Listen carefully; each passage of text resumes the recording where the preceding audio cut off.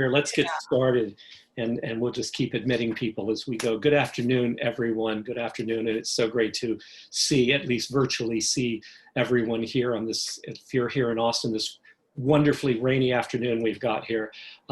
This is the now third in a series of talks that have been arranged, webinar series that have been arranged specifically to address the issue of online instruction and the challenges and interests that I think have arisen since all of us have had to convert our courses into online versions or even take existing courses and turn them into new online courses.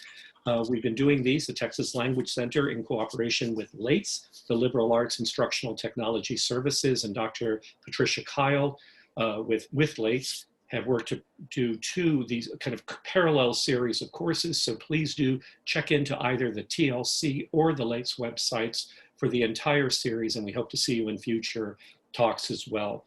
I'm going to get right into our speaker. I'm Tom Garza, the director of the Texas Language Series and also a professor in the Department of Slavic and Eurasian Studies, but I want to get right into introducing the first of our two speakers today, simply so we can get into the talks and get to your questions as well that you have along the way. So I'd ask, if it's not too much trouble, if you would, in the course of the talks, if something comes up that you think is just that really you do need clarification for, or would like to interject as a kind of burning issue, please feel free, hit your space bar and ask the speaker, excuse me, could I just ask for clarification or ask a question? We're both very interested in making sure that we address things along the way. Or you can put your questions into the chat box, and at the end of the two talks, we'll be sure to leave time to have the two of us address your questions at the end of each of the talks. So with that kind of procedural thing out of the way, let me get to introducing the first of the two speakers today. I'm so happy to be able to introduce Sarah Pichon to you. She's, besides being just a wonderful colleague and human being, she is such a major contribution to our newly emerging cohort of scholars, of new PhDs coming out of our language programs here at the University of Texas. Sarah is a PhD candidate in the Department of French Studies and is working on non-conforming individuals and identity negotiations in the 19th century as her dissertation topic. She's taught French at all levels, from pre-K through higher education classrooms, literally 0 through 16 since 2013, and now leads trauma-informed teaching workshops for both staff and faculty, in addition to teaching as a French instructor. This all is, in a sense, a prelude to her talk today. Most recently, she was invited to speak at the Faculty Innovation Center's Inclusive Teaching and Learning Symposium. She's been a friend to the Texas Language Center and has done several workshop presentations for us as well. And we're so glad to have her this afternoon as part of this session on addressing all the students in our class in different learning styles. So with her talk today on trauma-informed practices in the language learning classroom, please welcome Sarah Pichon. Thank you. That was a really generous introduction. Thank you for that. I'm going to get right into it. Betsy, if we could do the first poll already, I think that that would be a good place to start. I'm going to talk a little bit as we are doing that, but I think that that's going to be a good place to start. So just to define the idea behind trauma-informed pedagogy, trauma-informed pedagogy is an approach to teaching that is meant to acknowledge the prevalence and the impact of trauma on all of our students, all of our communities. And we do have very, very many students who have experienced some form of trauma, and the goal is to work against re-traumatizations in the classroom. And this is a topic that has garnered a lot of attention in the past few months with the pandemic and with the news and everything going on. But it is, these are practices that I think are important to implement always. So hopefully this goes beyond just just this current situation. I'm looking at the poll, and maybe we'll end it and we can get a, there we go. Yeah, not surprisingly, a majority of overwhelmed and almost just as many anxious, with no comment excited. It is an overwhelming time. There's a lot going on. So I am not going to be defining trauma, partly because I'm coming at this from a purely pedagogical point of view. I have no mental health background, so these are pedagogical practices to implement. And the idea largely behind trauma-informed teaching is that we are putting practices into place that hopefully anticipate re-traumatizations, so that those don't happen and our students don't have to come to us to feel the need to come forward to us to tell us about things. If you're an instructor, you are a mandatory reporter. So keeping that in mind, it can get complicated if students come to us with certain topics, and we want to make them feel as comfortable in the classroom as possible. And we want to give them as many resources as we can so that they can succeed in our classrooms, essentially.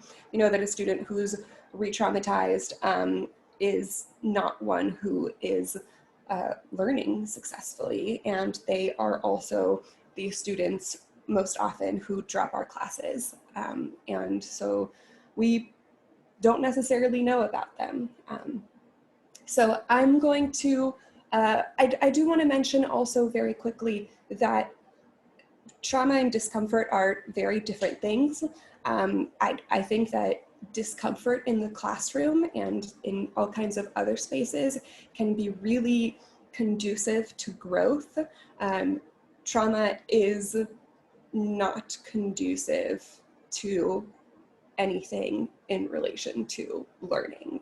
So I'm not saying that, you know, we should never have difficult conversations. In fact, that only increases the stigma of those conversations. What I'm saying is that trauma and discomfort are not the same thing, and we want to avoid as much as possible. We want to help our students as much as possible to avoid trauma or re-traumatization in our classrooms. So I'm going to go over a few practices. There's a lot of them that I've gathered from research and also from professors at UT that have been implementing trauma-informed teaching for years now to really positive results. So I'm not going to go over all of them, but if you want more information, there's a guidebook that I link at the end of these slides. So the first thing that I will say is that you should be attending to your own needs. That if you are, as we can see, all of us are overwhelmed and stressed, and there's so much going on right now, and I think all of us care about our students, and it is hard to know what to do sometimes. And I think that the first thing we need to do is be able to take care of ourselves. So I'm going to mention several different resources in a few minutes, and these resources are for us as instructors just as much as they are for our students. So a few things. I know that this is going to depend a lot on the kind of classroom that you're leading, you know, whether you're a TA, an AI, a professor, etc. You have varying amounts of control over your syllabus and over how your classroom goes. So I'm going to mention the practices that I think have stand out, and especially those related to the language classroom. But again, there's many more. And while we're talking about the language classroom specifically, I do think that, again, these practices apply across the board, and I think that they can and should be used in all classrooms. But in our language classrooms, we are likely to encounter really difficult discussions, like really difficult cultural discussions that touch on identities, etc. And so I think that this is really important. I think we get so much training on how to teach a language, which is so important. And that this training on how to teach kind of more broadly, hopefully helps our students be able to learn the language. So a few practices. One thing, so I've split it up into before, during, and after class, just for purposes of organization. So one thing in the language classroom specifically is to be mindful of different identities in your classrooms. So when we talk culturally about what the case is in the countries that speak our languages, it's easy to make broad generalizations. For example, teaching French, because gender neutral pronouns are not nearly as widely understood and accepted as they are in the States, it would be very easy to say that people in French-speaking countries don't really use gender neutral pronouns, but we know that's not true, right? We know that there are gender neutral pronoun users everywhere in the world.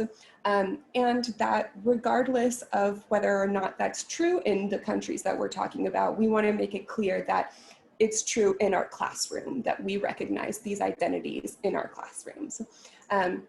So being mindful of different identities, and that can mean several different things. Make sure you're asking your students for their pronouns, and make sure that you know the grammar of things like gender neutral pronouns. Make sure you have the information ready so that you don't say something that is maybe minimizes the validity of their identity.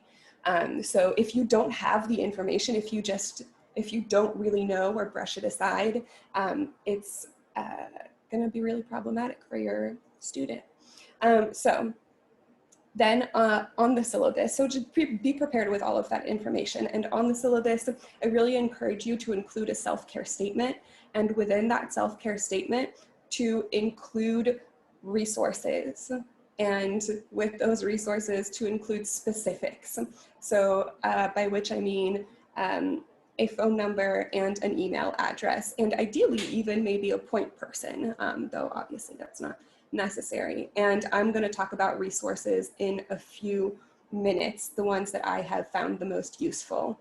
But you want to make sure that those are in your syllabus so that your students can access them easily.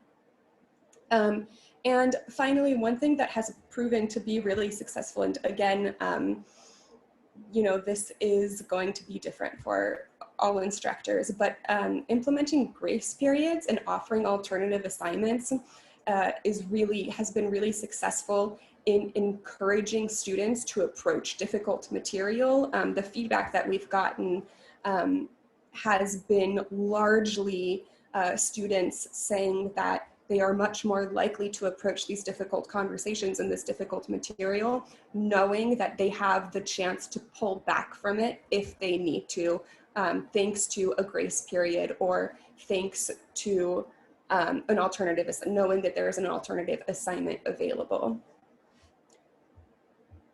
So during class, there are a few different things that you can do, and these are all things that you can do in online classrooms as much as you can do in in-person classrooms. The two professors that I work with most closely, one of them teaches very, very large online classrooms and has for many years now.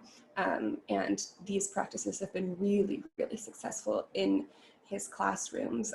So one thing that you might do is do well-being checks, like we just did at the beginning of this session, right? So you can do that privately, you can do that as a journal entry, just, as long as it's not graded.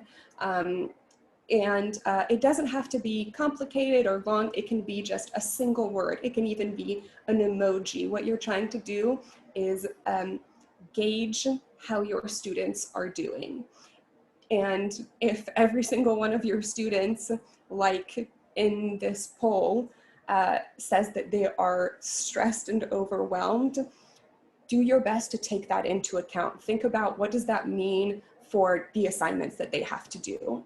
What does that mean about what they're going to have to put aside in order to complete the work that they need to complete? So if you have the ability to rethink some dates, to rethink some syllabus assignments, that can be really helpful in helping your students not have to put themselves in positions where their mental health is at risk, which students do all the time. They do it all the time. If you ask your students how many hours they slept the night before, the answers can be very sad. Provide also students with opportunities for individual check-ins. So of course we have online office hours now, or the majority of us will have online office hours. Make sure that your students know your availability. So just make your availability really, really obvious and repeat it as many times as necessary. Just make clear to your students that you are there for them, right? So if you can, stay after class a little bit on the Zoom meeting. Stay a few minutes and make sure that none of your students want to talk. Show up a few minutes early, but most importantly, do provide them with office hours, or remind them that you can schedule separate office hours. Your availability is super important, and that you are responsive to emails. Of course, you have to set boundaries for yourself as well. But that's going to make a big difference for students.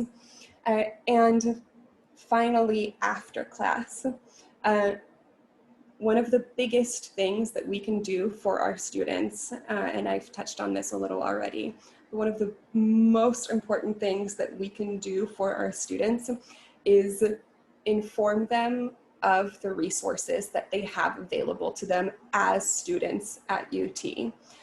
So the idea behind trauma-informed teaching is absolutely not that we should be encouraging our students to come to us with things that are happening in their lives. In fact, like I said, that can be really problematic because we're mandatory reporters, and also because we're not trained mental health professionals and we don't necessarily know the right thing to say and the right way to react. So the best thing that you can do is inform your students of these resources. So let me show you the ones that I have used the most often in the past 5 or so years here at UT. And of course, there are many more resources. If any of you think of one that you use all the time, every semester that's not on here, please feel free to share it in the chat. So these are just a few, but these are, I think, the big ones. So there's the Counseling and Mental Health Center, which also houses Voices Against Violence, which works with survivors of interpersonal violence. And you want to remind your students that they do get a certain number of free sessions with the Counseling and Mental Health Center. Finances is going to be an issue for many of our students. And so we want to be clear about the fact that they are able to get that help if they need it, regardless of their financial situation. So services for students with disabilities, I think, is fairly straightforward, but make sure that your students are aware of this resource and that they contact the office as early in the semester as possible. Because the later in the semester it gets, the harder it's going to be to be able to help them in exactly the ways that they need.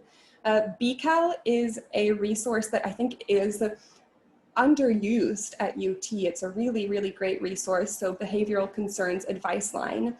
BCAL is a 24/7 phone line, and you have they have trained staff members that are there to help you work through any situation where you don't know what to do, any interpersonal situation. So I have called them about students many times, and you can remain completely anonymous.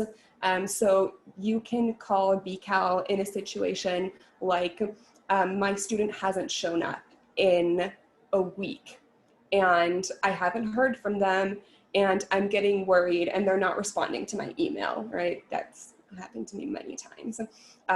What can I do? And they can tell you what you're able to do and also what they're able to do, because they can step in if necessary.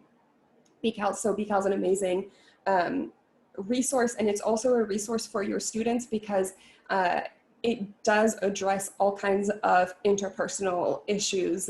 So if they're having, if they have questions or if they're having issues, or if they're afraid for a classmate who seems to be going through something and they don't know how to approach that classmate, or having problems with their roommate, which, to be honest, during COVID on campus, I've been hearing a lot about, you know, students can't control what their roommates are doing.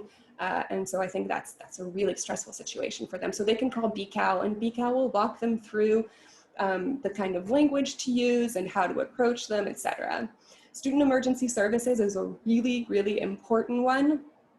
And student emergency services is also fairly self-explanatory, but they do provide certain services that I didn't know about for quite a long time. So for example, student emergency services are the people that your student will need to reach out to in the case of an emergency, which this semester is going to be any number of things.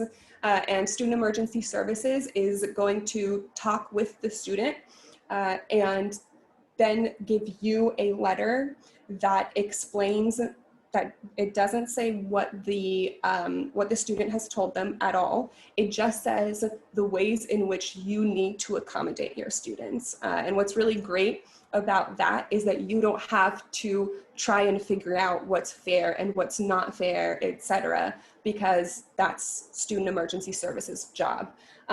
SES also does consider financial emergencies as very real, legitimate emergencies, which of course they are, and they do provide emergency funds for students. So that's a really great one to remind your students of too. And these are, I don't really think that there are enough times that you can remind your students of these resources. And again, be sure that they have the phone number, the email address, the web link. A student who has access to that information is much, much, much more likely to reach out than a student who is told that, oh, do you know that we have counseling on campus? A student who's struggling is a student who needs to be given as many tools as possible. So that information is going to be really valuable to them. Finally, in terms of practices, you want to follow up with students. If you feel like there might be safety, if you're worried about one of your students or several of your students, you can follow up with your students individually, but that can be difficult to know how to approach. One of the easiest ways to follow up with your students is to send out an email to the class as a whole, just saying, you know, I know today's conversation on this topic was really difficult, or even just, you know, I know that this is a really troubling time for everyone, and, you know, normalize what your students are experiencing and normalize what they're feeling, and then remind them that you're available to talk to them about the content of the course and any accommodations that they might need, and then remind them of their resources and really encourage them to reach out to those resources. I will also say that the students who are acing your class and participating every day are not necessarily the ones who don't have anything going on. You know, that's not how mental health issues present themselves necessarily. And so you, I think, should assume that all of your students can really use these resources.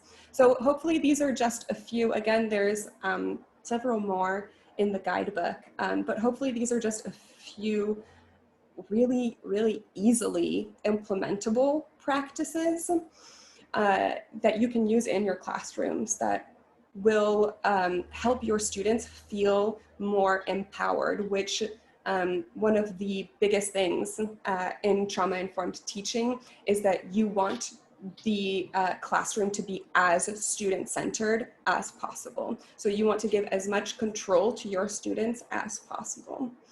I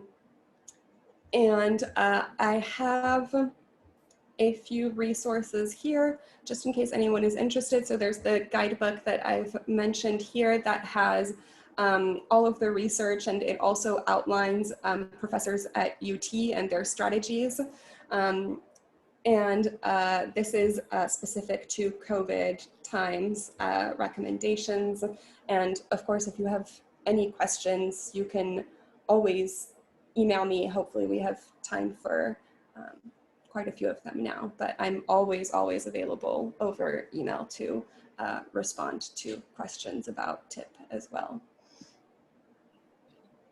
We'll share the recording and the slides for everyone, so you'll have these links. Sarah, thank you so much. I know that I posted a couple of questions to start off with there. I know we're up, and I would encourage my other colleagues who are on the feed right now, please do put some questions up now that you could get to. A couple of things that just came to my mind as you were speaking. Do you know, you mentioned the self-care statements, which I found that both as an idea and certainly as a practice really interesting, but I'm wondering, are there any, do you know if there are any models out there, or what should a self-care statement include in it? What kind of information would you put in yours? Yeah, absolutely. So there are examples of, I include examples of self-care statements in the guidebook from UT professors who have given me permission to share their self-care statements. But these can be as broad or as specific as you want them to be. So if your classroom is, you know, if I'm teaching a class on colonial French literature, then I might specify in the self-care statement that the texts that we're going to be engaging with include, you know, sexual violence and different forms of interpersonal violence. So you can be specific. There are professors who are very specific in that situation, which I think really helps students be able to you know, gauge whether they think that they can take the class on or not. But the self-care statement can also be really, really broad. The idea behind the self-care statement is just that you are acknowledging to your students that before anything else, they are human beings and they need to be taking care of themselves and their mental health before anything else. So, you know, the big idea behind trauma-informed teaching is that we know that students don't leave their traumas and their identities and all of that behind when they enter our classroom or enter our virtual classrooms. Right? A Black student is still a Black student when they enter our classroom, and the oppression that they face doesn't disappear because they're supposed to be learning French. Or a single parent doesn't stop being a single parent when they enter our classroom. So, you know, all of those are just to say, all of that is just to say that I think very broad self-care statements absolutely do have a place in our syllabi, and I think can be just as useful as really specific self-care statements. And there's two or three examples in the guidebook. And one of them is very specific. One of them is from Dr. Steve Lundy's online classics course. He teaches Greek myths, which include a lot of sexual violence. And so he's pretty specific in his self-care statement. And I have an example of a much broader self-care statement that I think I wrote up, but I don't even remember now. Terrific, thank you.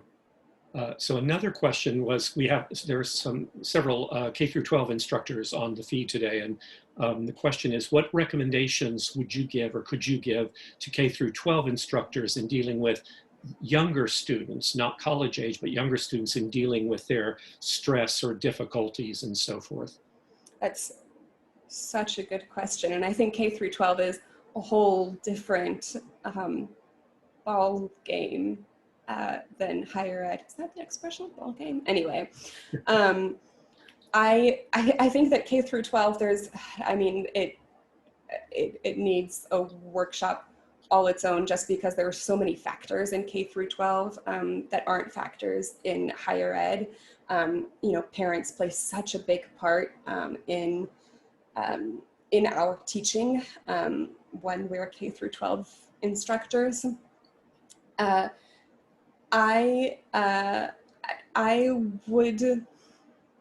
would say that in trying to help younger students deal with their stress and difficulties, I think being very straightforward and really, I think normalizing their feelings is going to be one of the ones that is probably going to be most helpful for students of that age.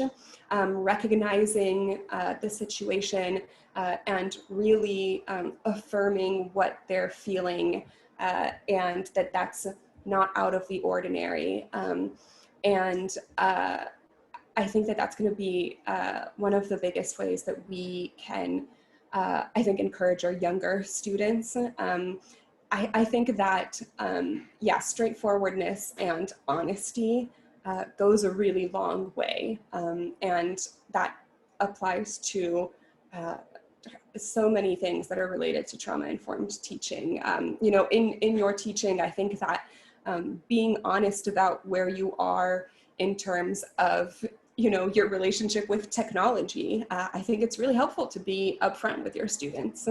And so I think that being as straightforward as possible and as affirming as possible with our younger students is going to be, I think, one of our best strategies at this point. All of that being said, I will say that I am not a K through 12 expert. I have worked with many different age groups as a teacher in K through 12, but the research that I have done is mainly in higher ed. That being said, I don't know why this is such a complicated idea, but that being said, the research that comes from the research that I've done on trauma-informed teaching in higher ed comes entirely from trauma-informed care practices in different institutions and the K through 12 classroom, because K through 12 puts so much more focus on teaching and on teacher training, etc. And so in the guidebook, there'll be several different resources that I use that I didn't necessarily include in the guidebook itself, as in the summary, etc., but it'll be in the work cited. And a lot of those are have to do with K through 12. But I do want to say that I'm in no way a K through 12 pedagogy expert. I think, and we have time for another one, and Zhenya Wilkins asked a question, I think, well, she has two. One of them I believe you answered, and that is that BCAL at U Texas is not just for faculty, it's for all faculty, staff, students, anyone at UT can use the services of BCAL. But the other question, and I want to make sure I get this right, so Zhenya, if I botch it, please just chime in here. The question says, self-care statements are directed at students should we share with our own self-care strategies? And I'm not sure that means. I'm sorry, I mistyped it. Yeah, basically, the question is like, should we share our own self-care strategies with students at some point? Got it. Sorry. Yeah, I think that's a great question. And I think the answer is that absolutely, if you're comfortable doing that, then absolutely. I think that it can be really helpful to students. I think that it's a way of letting students know that you're also experiencing these things, and that these are the ways that are helpful to you. I think not every instructor is at the same place in their teaching career. You know, a TA is not going to be comfortable with sharing the same kind of information as a full professor. So you should gauge your own level of comfort with these things. But I think that sharing your own strategies is great, and it's a way of forming a community with your students as well, which is really important. So if you're comfortable with it, yeah, absolutely. Just as long as, you know, you're, I guess, just as long as there's also maybe resources to mental health professionals or, yeah. Terrific. Is there anyone else you can just hit your space bar and chime in if you've got any other concerns or comments on any of the, on the presentation or any of the questions that so far have been asked of Sarah, if you have your own question to contribute. Just to make sure I'm not missing anyone. I'm just checking to see with any hands raised or anything. Well, then I wish you would all, I would first let me say, if any questions do come up as I'll begin the second presentation, please just add them into the chat for the entire, this entire webinar, and we'll get to them at the end here as well. But in the meantime, join me please in thanking Sarah Pichon for that terrific, and for, I think for most of us, very eye-opening presentation. Thank you, Sarah. Thank you so much. I will add my slides to this. There we go.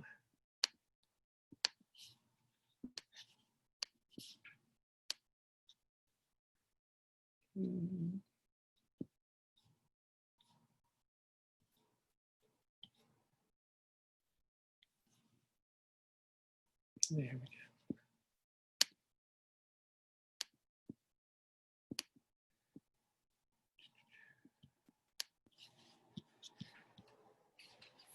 So once again, thank you so much, Sarah, for your presentation, which just has such incredible gravitas and substance to it about a subject that I fear we probably in our own pedagogies didn't take as seriously as we should have in the last several decades.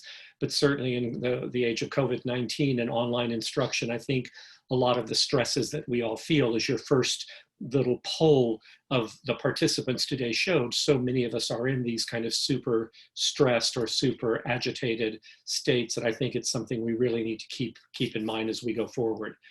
The turn I want to take in this the second half of our seminar today, our little webinar today, is looking a bit more broadly at the kinds of students that we have in our classes, and want to present it from this somewhat tongue-in-cheek, but actually quite serious binary of being able to tell in your classes who are the hedgehogs and who are the foxes. And the idea here being, in teaching all of our students all of the time, even while we're in an online environment, we are doing what we should be doing in our classes.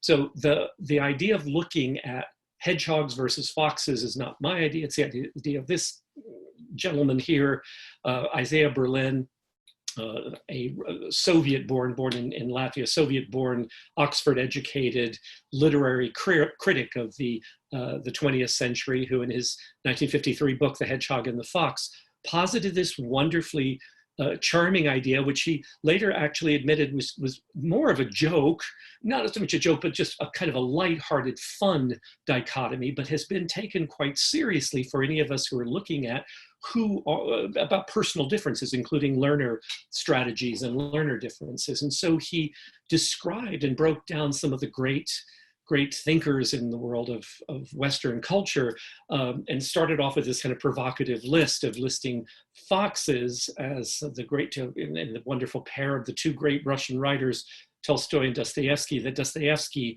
is a fox while Tolstoy is a hedgehog. So there we are. The foxes include Tolstoy, Dostoevsky, Plato, Dante, Proust, Nietzsche, and Ibsen, while the hedgehogs are Tolstoy, Aristotle, Shakespeare, Erasmus, Goethe, and Joyce. So I'll let you kind of ponder for just a bit as to, so what is the difference then between these two? And kind of think about a little bit what could it be? For Berlin, his notion of what is the difference was an essential question that's based in, I'll put out the poll question, but first to say, what is it that he says? That a fox, this is now quoting Archilochus, I should say, the Greek thinker, that the fox knows many things, but the hedgehog knows one big thing. And he looked at the world as either you fall into the category of someone who sees the world as monolithic, and those who see the world much more heterogeneously as a lot of small things that put together a kind of e pluribus unum thing. So in that world where you got a sense of the Tolstoys and Dostoevskys of it also, which are you? And I'll ask Betsy to please put up our first poll questions and just kind of get a quick, if you had the choice of this binary, where do you fall in? Do you consider yourself a hedgehog or a fox in the way you view the world? And there's method in my madness here. It's not just for fun here. There's a reason I'm asking the question. It's just, as I said, a bit for fun, but let's just see where you all fall out. Looking to see, we've got, I think, 19 of you out there. So, oh, we're getting close. And we're almost there. So is everyone who's going to answer? There's one more. Anyone else? Okay, let's take a look. So you're split almost 50-50 here with the foxes slightly edging out, just by one vote, edging out the hedgehogs among you. So, so that you get just a sense. So what's the purpose of this quick little silly poll was to say that even in this small group of us online today, looking at differences of who individuals are, you can see that even just a group of like-minded individuals, in the sense that here we are, all of us language teachers, we're kind of all focused at least in one side of the world, and all of us are interested in the profession of forwarding language and culture instruction. Nonetheless, even in this very simple binary, we find ourselves falling into two very different camps. So that said, our students as well, not just we, but our students too are hedgehogs and foxes and oh so much more. The trick here is, how do we address everybody? How do we teach the whole class, especially when we're online? So I want to put out a couple of theories from the late part of the 20th century into the first part of the 21st century to just give some idea of ways to look at learner differences. First of all, the one I'm most tied to, probably because of my own educational background. I worked with Howard Gardner when I was a grad student at Harvard years and years ago. Gardner posited in the early 80s this idea of multiple intelligences. As in particular, he took the idea of multiple intelligences and moved it to the learner in our educational systems. This comes out in 1983. The book was called Frames of Mind Theory, The Theory of Multiple Intelligences. And in it, he posits this idea of talking about, we've had psychometrics and behaviorist eras from the 1940s, 50s, 60s. And there was this idea of a single entity that we inherited, that human beings could basically be trained to learn anything. But actually, he says nowadays, meaning the late part of the 20th century, an increasing number of researchers now believe the opposite, that there exists a multitude of intelligences that are quite independent of each other, that each intelligence has its own strengths and constraints. He goes on to say the mind is far from being unencumbered at birth. that it is unexpectedly difficult to teach things that go against early naive theories that challenge the natural line of force within an intelligence and its matching domain. In pressing this idea of multiple intelligences, we look at a second theory. Now, let me say just two more things about multiple intelligences. What Gardner really was pushing toward was this idea that IQ tests, which had been kind of this magic bullet that would tell us all as our children entered the age of schooling, or as we all entered the age for university or military service, would take these tests to say, on this one metric, we can tell, are you intelligent or not? Gardner challenges this notion, saying that there are many, many ways to be intelligent, some of them being artistic, some of them being creative in other ways, some of them being in plastics, being able to move in a certain way, others being very much only intellectual, some of them being incredibly physical, and so forth. You get the idea. And multiple intelligence is indeed, since he posited this idea in the early 80s, since that time, as he's continued, it continued to evolve, has been criticized and revised, that it now includes many, many different intelligences.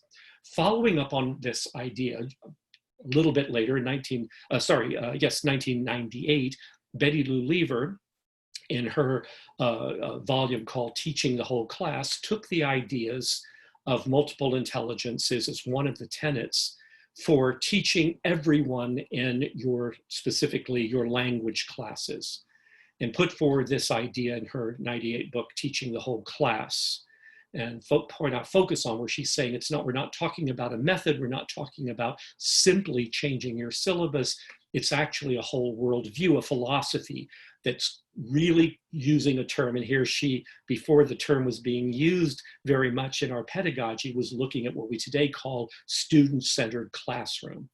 And she said this idea of teaching the whole class subordinates method and definition of appropriate outcomes to student-specific learning needs realized within a group setting in order to improve outcomes dramatically. It's a great notion, right? That if we actually address all of what it is the students we have in our classes need, even if we were only talking about looking at who are hedgehogs and who are foxes, who are monolithic and who are in a way heterogeneous learners, that alone might improve the student's outcome. If we could just even address two. Think about if we take Gardner's idea of having multiple intelligences, of having 10, 15, or even more intelligences within a single classroom, not on tests alone, but in actual learning that's achieved in the ability and motivation to continue learning. And let's face it, our classes simply are not simply monolithic. They're not one group of learners at any particular point.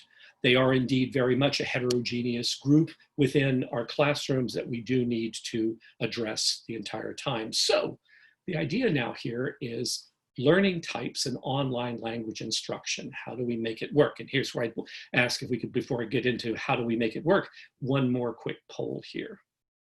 If we look at the second poll, and I'm asking you to think about your own classes, please. So based on your own language classes of students that you've already taught, just kind of think on your knowing generally, not specifically of learner types, how many learner types or preferences do you think you've observed? 1 or 2 in your class, 3 to 5, 6 to 10, or more than 10 types of learners and learner preferences in your classes? Take a couple more minutes here. We've got just about half of you now.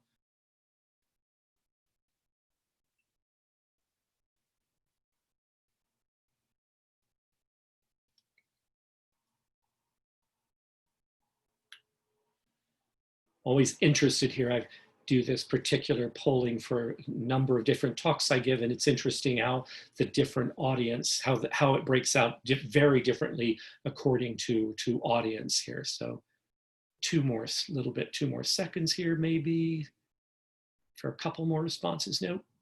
That everyone? Let's show them. So many more if you chose the middle one here, 3 to 5, which is actually, I personally would say is on the lower end. 6 to 10 tends to be just overall, statistically speaking, of learner preferences polled in US classrooms over the last 20 plus years show that in most classrooms of around 20 students, 20 to 25 students, about 6 to 10 very distinctive learning styles and learning ways of approaching learning can be identified in a single classroom. So our little group here, our small sample of a couple of dozen individuals, show you're actually on the lower end, which is actually an interesting point. Nonetheless, we would still need to know how would you address the different ways of looking at these learner types and learning styles? Let's look at how do we make it all happen? How do we make it work? Just a little bit on rationale here that I want to talk about. So if we look at learner-centered instruction, focusing on the student, it's not a simple answer, but it's an effective approach online, actually. Online instruction, getting online, allows us in many ways to manipulate. I'll give some concrete examples in just a couple of minutes that we can actually address very distinctly how different learners process the material we're trying to get them to take in. Learner-centered online instruction can resolve the style wars or style conflicts. Really important point in 2020, largely because these so-called style wars have stymied us moving forward. The idea is, am I this kind of learner, this kind of learner, this kind of learner? Well, that's too difficult for us teachers to deal with. We're going to just shoot for a kind of general curriculum. If we really can focus the kind of activities we put up online, we can address these learner distinctions without actually getting into the style wars. Learner-centered online instruction can also increase our success rates, as Lever posited, and lower our attrition, especially if we're looking at students moving from first year to second year to third year up the proficiency level of instruction. There are tools for teaching the whole class. I will provide you with a few ideas, and then hopefully you can take these tools and run with them and create some things for your own class. And of course, I'm going to end with a bit of a platitudinous statement here. I just want to remind us, we really need to remember both who we are and who our learners are. All of us can teach all of them. We really can address all the students who come to our classes. So that some tools that have come up in knowing who's, and that's a metaphor here, not just who's a hedgehog and fox, but who are our students. There are a number of models that I'll put out here just for reference for some of you who are interested in looking at any number of these. I want to focus on one type in particular, just because I picked it largely because it has the largest dichotomy of types that it talks about, the Myers-Briggs type indicator. Myers-Briggs, and it's also one of the most controversial of the models that I put up. Among those that are on the left, those are all fairly tried and true ways of looking at how to determine learner type. The Myers-Briggs was a program that came out in the 1980s and has been used extensively in government service, the military, and in education for looking at who makes up a cohort of learners, and divided up the world, as it were, into a kind of matrix of 16 types that could be identified by 4 descriptors broken into how the individual interacts with the world, how the individual absorbs or takes in information, how the individual makes decisions or comes to a decision, and how they organize the world around them, organize their thoughts in the world. So you have introverts and extroverts, the sensors and intuitives, the thinkers and feelers, and the judgers and perceivers in Myers-Briggs descriptors. And what that comes out to looks like this. It's a lot to take in, I know, but this is the matrix that gives you then the 4 letters of who you are. You can take the Myers-Briggs. There's a free version online. It's a little bit dodgy because it actually uses a Likert scale instead of what Myers-Briggs originally did to give you those 4 letters of who you are as an individual. The original Myers-Briggs was 70 questions. You can still take this one as well, but there's a fee attached to it. I believe the latest online version is about $50 to have your Myers-Briggs indicator done, but as I mentioned, there are some free versions online as well. but it was 70 questions that were binary, yet A or B, basically. Are you this or are you that? The idea was as you go through this list of questions, which would pop up on computer delivery very quickly, they'd pop up and you simply answered honestly, truthfully, and very quickly you kind of would go for it. The idea was don't think about it, don't agonize, just say, what does your gut tell you is your preference? Because Myers-Briggs is looking at preferences. For example, this is some samples I took from a Myers-Briggs training manual, is approaching others, your inclination in approaching others, is your inclination to be objective or personal? Are you more punctual or are you more leisurely? Does it bother you more to have things incomplete or completed, right? And you just answer these off just very quickly, boom, boom, boom, 70 questions, and then you get that 4-letter indicator. Now, what does that actually mean? For Lever took the MBTI, the Myers-Briggs Type Indicator, and used slightly older theory by Keefe with tying it together with learning styles, also 4 categories like Myers-Briggs, but taking this idea that learning styles are characteristic, cognitive, affective, physiological behaviors that serve as reliably stable indicators on how we perceive, interact with, and respond to the learning environment. So it's like Myers-Briggs, except focused specifically to a classroom setting. And Keefe divided these into environmental, sensory, personality, and cognitive preferences and styles. So here's how Lever, and I'm going to go through these rather quickly so we can get to the real meat of this presentation of looking at some recommendations on how to address different learners. But Betty Lever, looked at environmental preferences as group versus individual work. So this is talking about now your physical surroundings and the kind of physiological conditions of learning, in this case now online, and she adapted them slightly for online learning. So do you like an online environment that's vibrant or quiet? Do you prefer to be in your synchronous interactions in the morning or in the afternoon? Do you prefer being in a room that's cooler or warmer?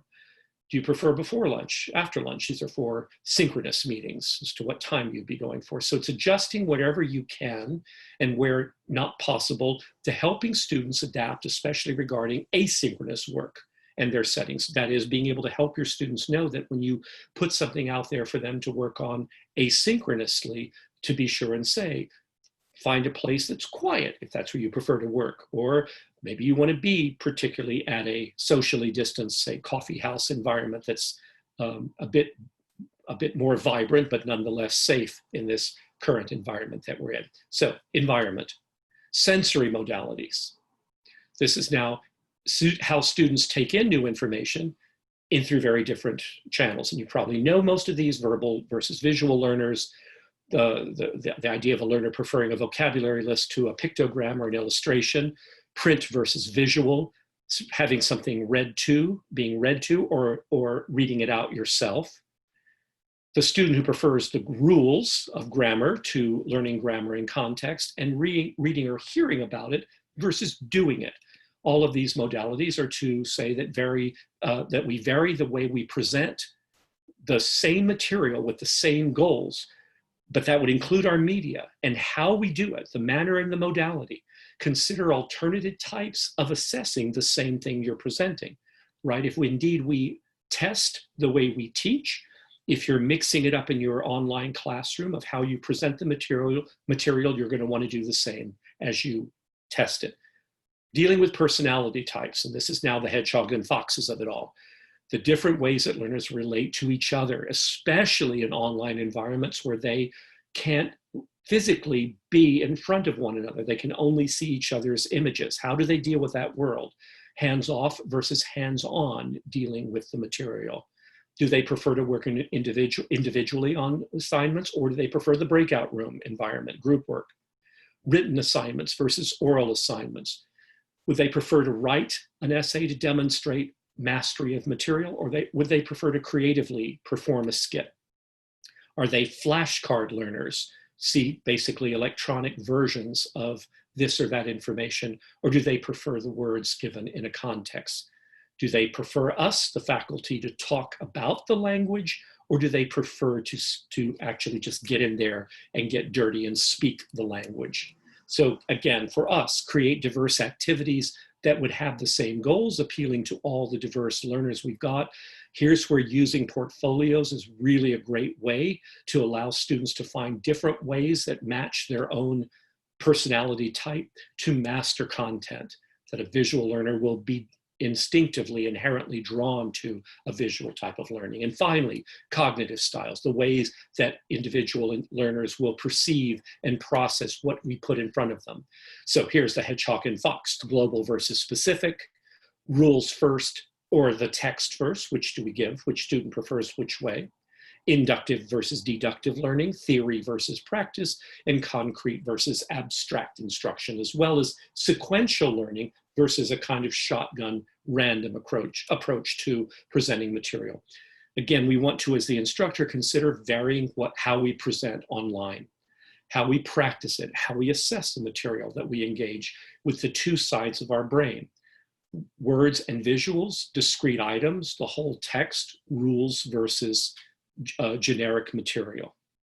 So what then is the reality? So you guys have done the poll already, and I've seen now you know what your learners are like here, and you're saying that you are aware that there are different kinds of learners in your classes. So what can we do? What can we do? So in this last bit here of my presentation, let me give you for your consideration some models of instruction, of ways of dealing with students. And I'm going to be a little bit unusual for myself here, because I don't usually think of grammar instruction as being a discrete thing that we teach in our language classes, that rather it's integrated. But I want to look at it as the function of grammar, rather than say you're teaching grammar concretely. Rather, it's integrated as part of a larger lesson or class.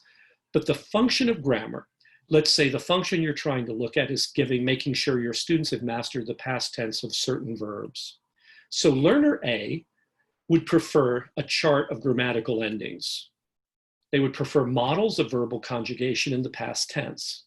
That should just be fairly clear what kind of learner this is already. But for a task for this kind of learner, here's a list of verbs on the whiteboard.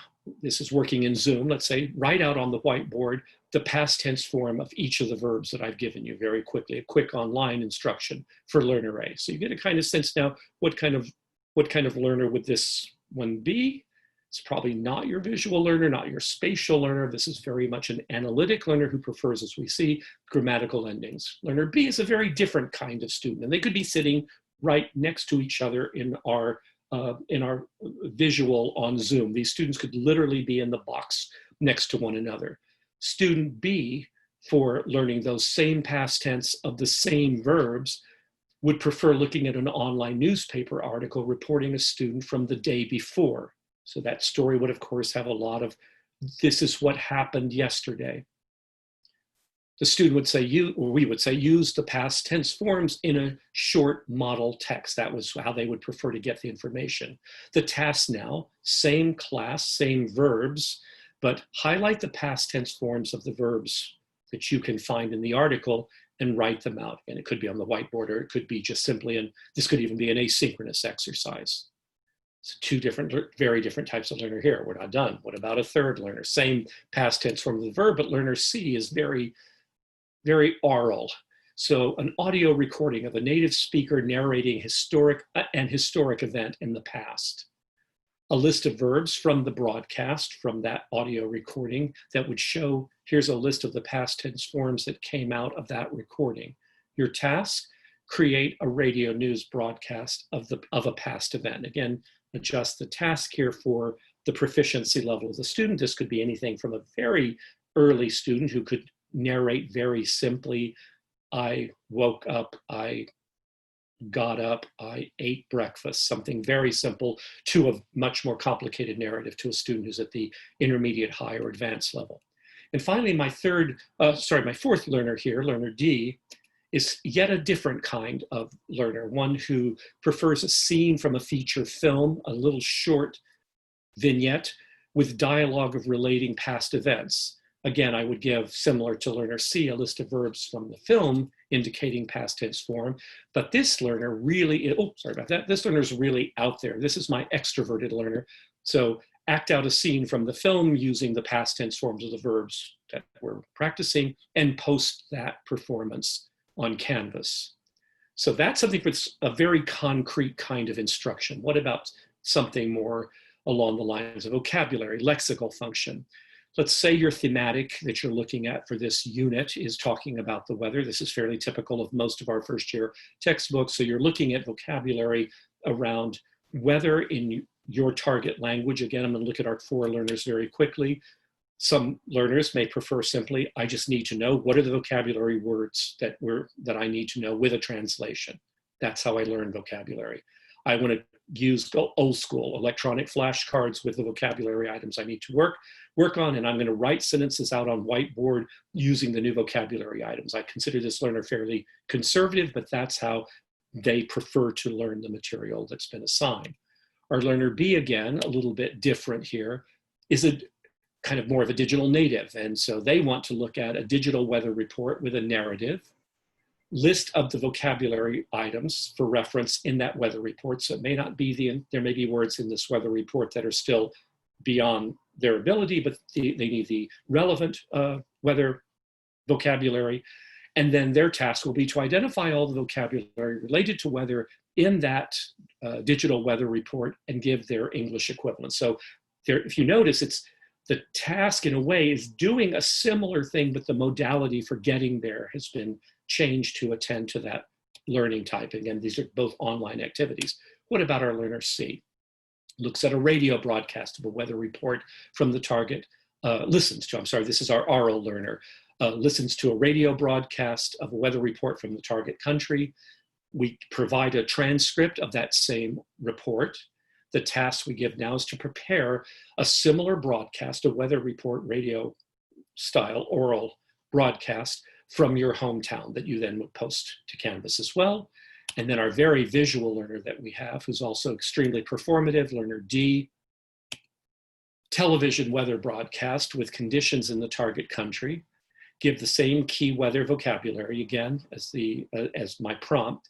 And the task is, with now the sound turned off of the video, so you're playing the video, let's say you're on Zoom again, hitting the record function, you record your own voice over as a voiceover of that same broadcast, recording what you just heard with your narrative and post that narrative to Canvas. I'll give one last one, talking about yourself, the proficiency orientation. Now this is more my style. I like this kind of task even more than the other two, but the other two are the kind that we would still do. Our first more conservative learner, we're looking at being able to talk about yourself, once simply a biographical questionnaire. So perhaps a reference sheet with conversation formulas. My name is blank, I'm this many years old, I live in blah, blah, the usual kind of questionnaire that you would fill in.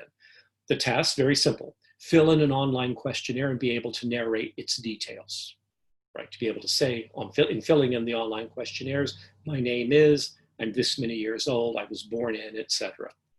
Our learner B, again, a little bit different here. We're gonna do an Instagram entry with your personal information, your native language, you going into a native language Instagram feed. So you're looking, say for my class, go on a Russian Instagram with a second language translation of the feed. So you're seeing two parallel feeds, one in Russian and the other one in English. Your task is to construct a new Instagram feed in your target country or language, telling your friend what's on it. So you want to describe, these are the things that you post about, this is your biographical information about who you are and what you post. Our last two learners, same thing, talk about yourself. Our audio learner, oral learner, learner C, a transcript from a student gathering, a little party, a reference sheet with conversational formulas that's going to say things like, hi, my name is, hey, I'm from, what's your major, those kind of things. Your task is, as a group, so we're now getting, say, 3 or 4 of these learners together, as a group, play out a student mixer and get the biographical details of at least 3 other classmates. So we might get 4 of our students who all like this kind of activity together to do an online activity, maybe in a breakout room, or it could be an asynchronous activity. And what about our very out there visual learner or learners? So a small job training video of interviewing techniques of how to present yourself at a job interview.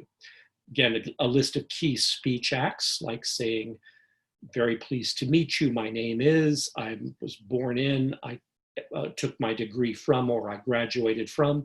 And your task here is with a partner to ask out a job interview for a job you want in the target country. So one of you playing the interviewer and the other one of you being the person trying out for the job. So you can see here, online actually is in a funny way, trying to make lemonade out of lemons here, is saying that it's freed us up a little bit to attend more by the kinds of activities that we can ask our students to do in the breakout room, since we have to visit them all anyway, attend each of the breakout rooms, that different breakout rooms could be attending to different groups of learners, similar type learners.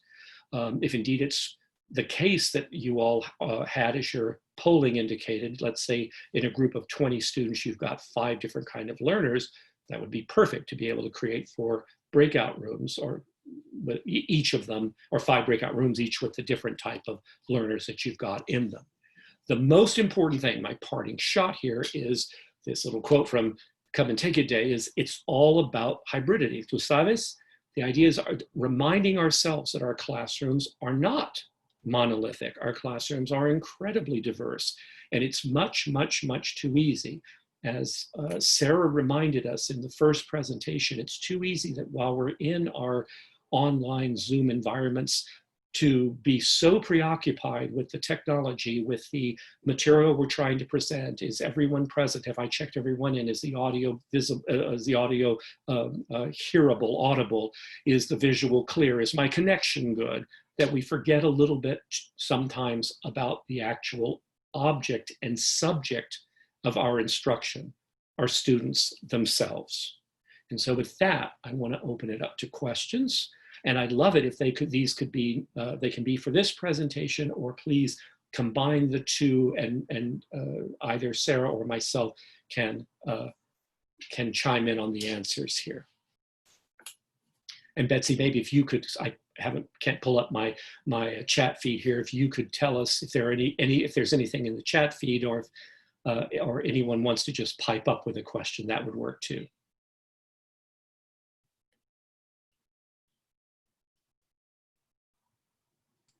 Said I don't see any yet.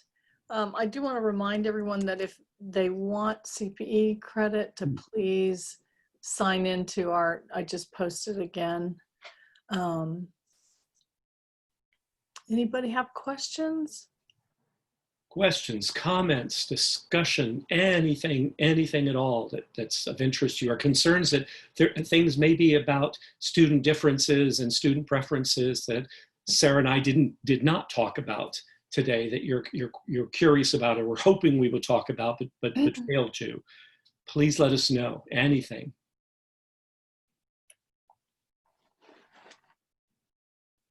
Here we go. Okay. From learners A through D, would you have this list of activities at the same time, or would you consider one type of activity one time and then a different kind the next?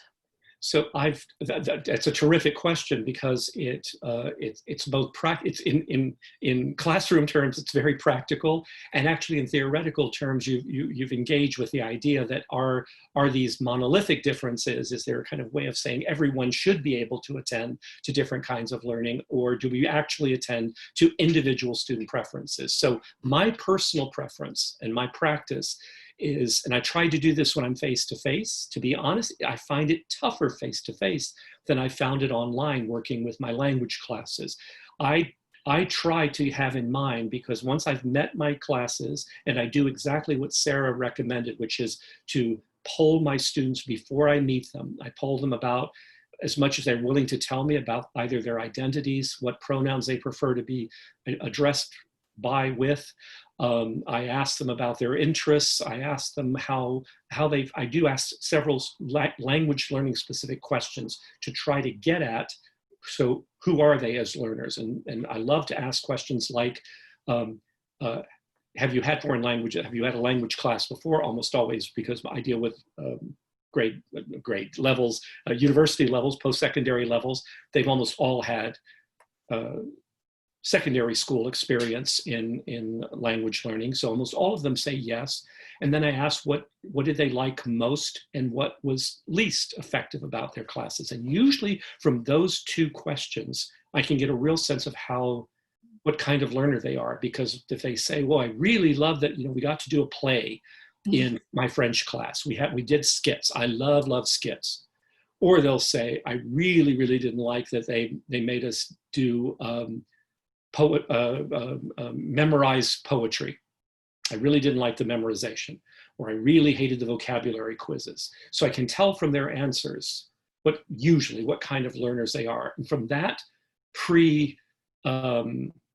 pre-course information, I then use the first couple of classes to verify who they are.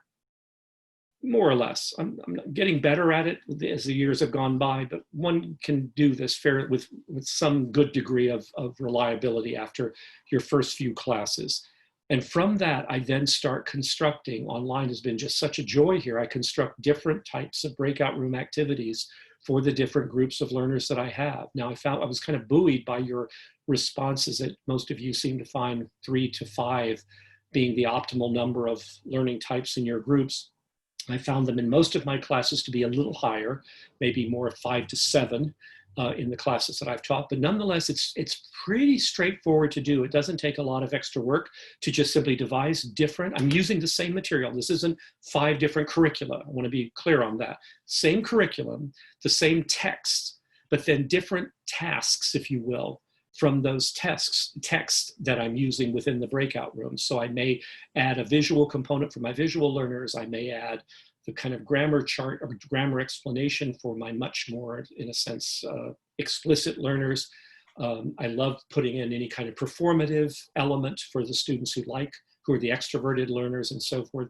But as they're working through the same material, I just give them different activities to do in the breakout rooms, and certainly for their asynchronous learning at home later.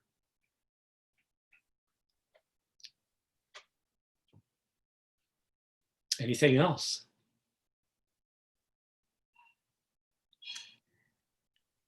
Is there any context in which it would be helpful to partner different types of learners? If so, what kind of assignments would you come up with? Oh, interesting. Great question. Great question. And the immediate answer is yes, yes, and then yes.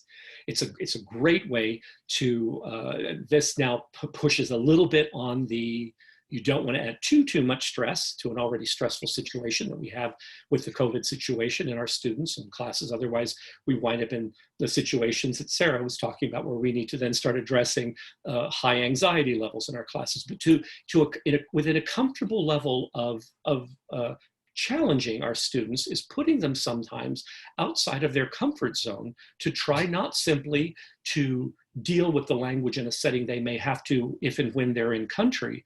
But this is a lot of the kind of exercise to me that helps very much build, oh gosh, this word is being used so much in this new cycle of presidential elections. It helps build empathy.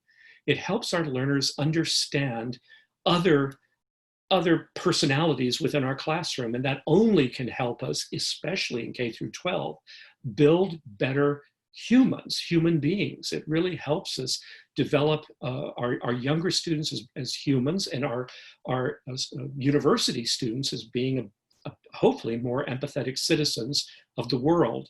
And so what I try to do in those situations, once the students know each other pretty well, so in our experience last spring, when our students had already bonded in a face-to-face environment, going into the online environment was much easier in many respects because they did know each other. So I could use the kind of examples I'm going to give you in just a second from right away, because they knew each other, and so they knew in a way, oh yeah, you're the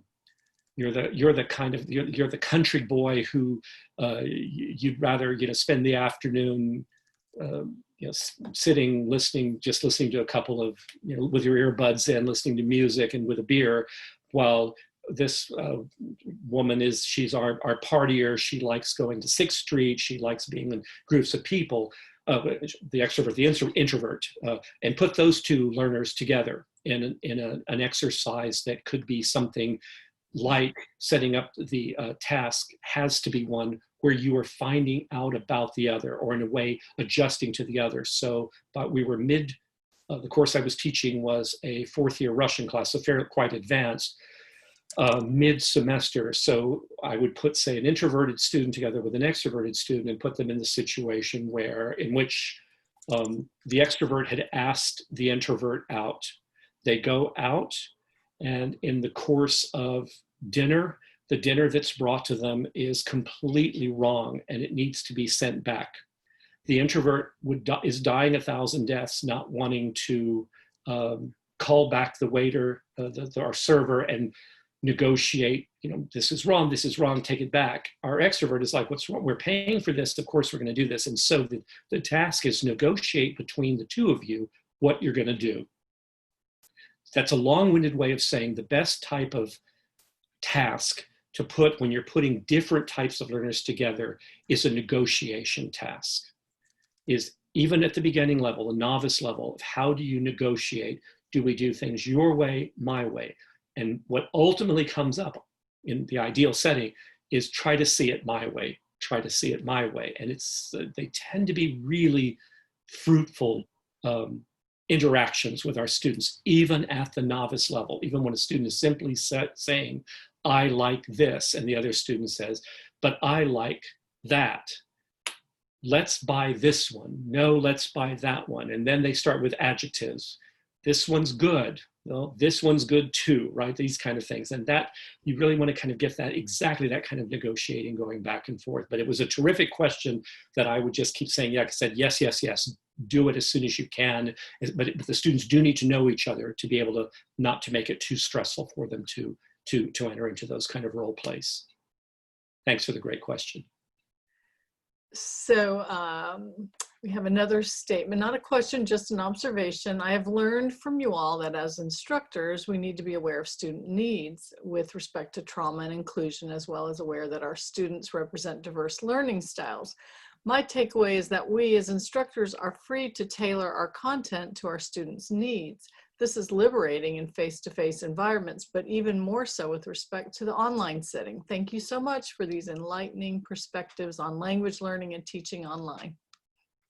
At the risk of, I'll ask Sarah to pipe in here as well, but thank you for that comment. If that's what you got out of this, we can go to sleep very happy tonight, I think, because I hope certainly that's exactly what I would hope the takeaway would be from my side. Sarah, I don't know if you want to chime in here as well.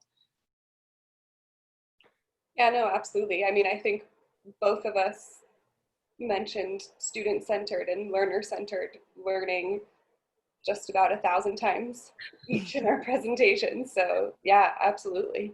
Yeah. Thank you for that comment. That was, we both really appreciate it. Any more questions? Time for a parting question. Feel free to unmute and ask, or yes, type it in if you'd prefer.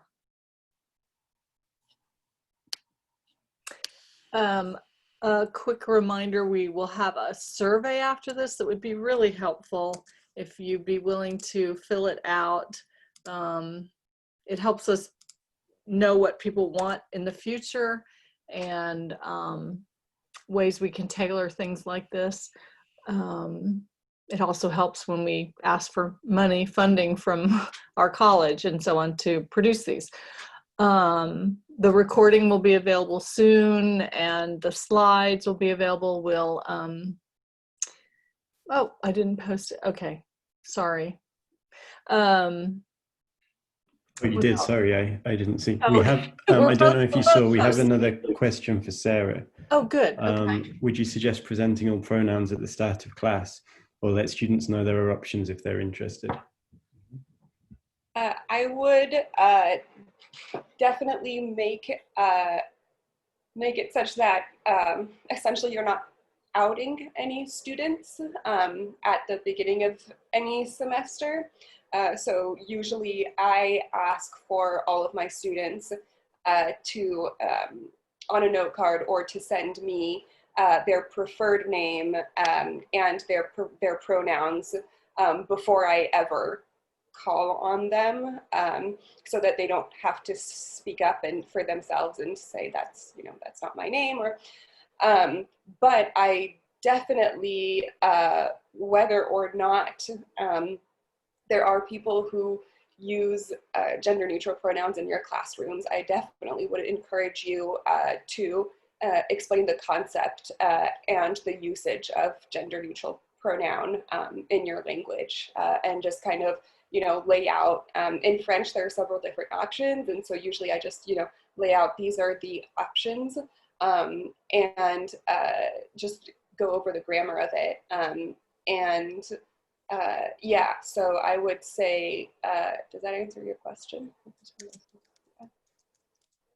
Yeah, I also encourage students who use gender neutral pronouns, or who would like to use gender neutral pronouns, to come speak to me during office hours, or to come see me one-on-one, so that I make sure that they really understand fully the grammar behind all of it. And I also ask them personally how they would like to be referred to in the classroom.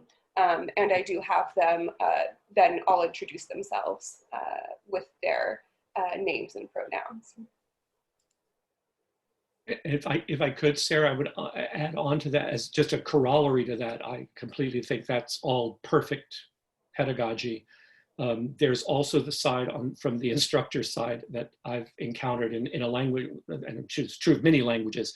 Russian actually has, it's grammatically very, very conservative, including lexical items that are gendered. So the verbs to get married are specific to either men or women.